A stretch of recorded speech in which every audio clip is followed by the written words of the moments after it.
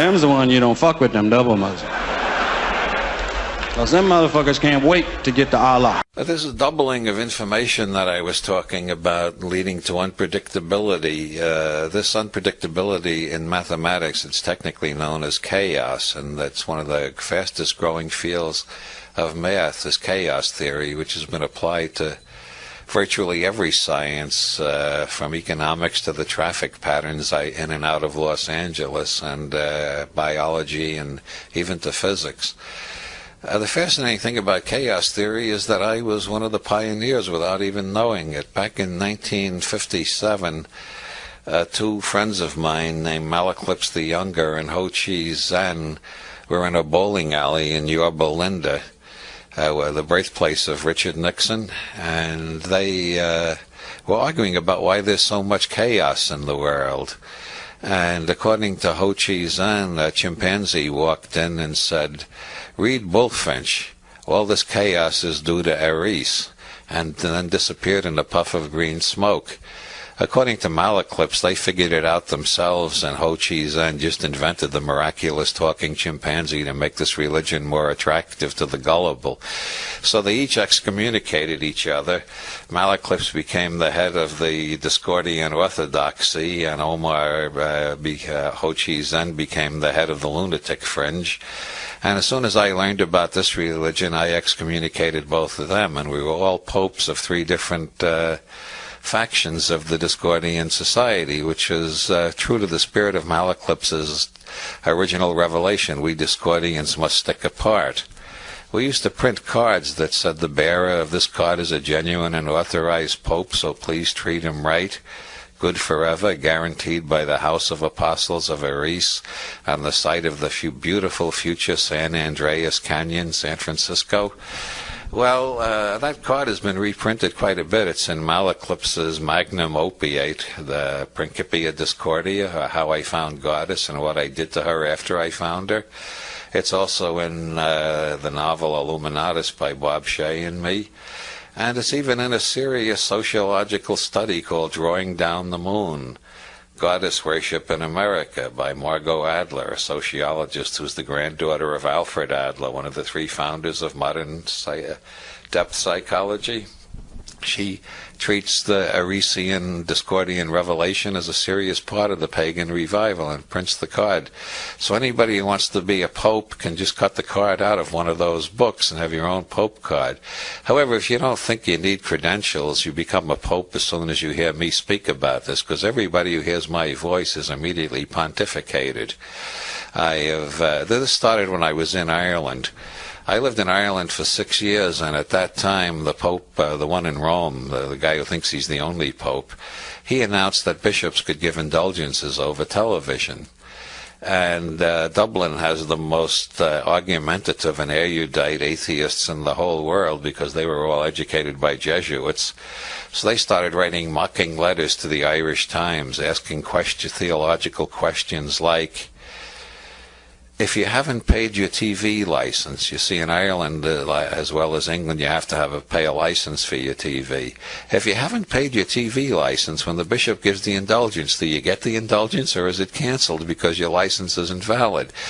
Or an even tougher one, if you make a videotape of it and play it over and over, do you get perpetual indulgence? Well, while the Jesuits who were wrestling with those conundrums, I got the idea, well, if they can give indulgences over TV, I can give pontifications. So every time I appeared on TV, I announced that everybody listening to me was a Discordian pope, absolutely infallible, has the right to excommunicate all the other Discordian popes. And this vastly increased our membership. Handing out cards, we only had about 10,000 popes. Since I've started doing pontifications on radio and TV, we've got close to 20 million popes at least now. We're not going to stop until every man, woman, and child on this planet is an authentic Discordian pope. And then let's see how that old queen in the Vatican reacts when he's only one among the whole population of the earth. We're all popes together. The Discordian revelation, which the miraculous talking chimpanzee revealed, or which Malaclips and Ho invented themselves, comes from Bullfinch, or from Hesiod. This is the doctrine of the original snub, and it explains all the chaos in the world better than anything in mathematical chaos theory, or you can consider it an allegory of mathematical chaos theory. They were having a party on Olympus, and they didn't invite Eris because she was known as the goddess of chaos, confusion, discord, bureaucracy, and international relations. Those are the 5 different stages of chaos. You see, you start out with simple chaos, and then people start arguing about how to organize it, which leads to confusion. Then they start battling each other, which creates discord. Then they form a bureaucracy to control the chaos, and then they start interfering with other countries, which makes for international relations. Those are the 5 heights of chaos. This is the law of 5s, which is why the Pentagon, which is always messing with other people's politics, represents international relations, are the highest form of chaos, and it's a 5-sided building. We call the Joint Chiefs of Staff the Knights of the 5-sided Castle, or the Order of Quixote. They are all sacred Discordian saints because they've done more to make the world chaotic in the last 50 years than all the other forces put together. Anyway, not being invited to the party, Eris made him an apple of beautiful gold. Some say metallic gold, the greatest ore to be found in Cyprus. Others claim it was Acapulco gold. But be that as it may, she wrote on the apple Callisti, which is Greek for to the prettiest one, and threw it into the party. And immediately 3 of the goddesses claimed it: Hera, Aphrodite, and Athena. Hermes claimed it too. You know about Hermes. But anyway, there's such a spat that Zeus appointed a mortal named Paris and let him choose who was the prettiest one. And they all tried to bribe him. Hera offered him wealth. Athena offered him wisdom. And Aphrodite, who understood men better than either of those, offered him Helen, the wife of Menelaus. He grabbed Helen and took off for Troy. Menelaus got royally pissed off, and that was the beginning of international relations. He got all the other Greek princes together. They formed an army, and they attacked Troy. And we've been involved in chaos, discord, confusion, bureaucracy, and international relations ever since, just because of the original snub. That's the ontological part of Discordian. That's the esoteric or ontological part that anybody can understand. The exoteric part, the mysterious part, is based on the Theodistan affirmation, which was revealed by St. Gulick the Stoned, who was a roach, a cockroach that is.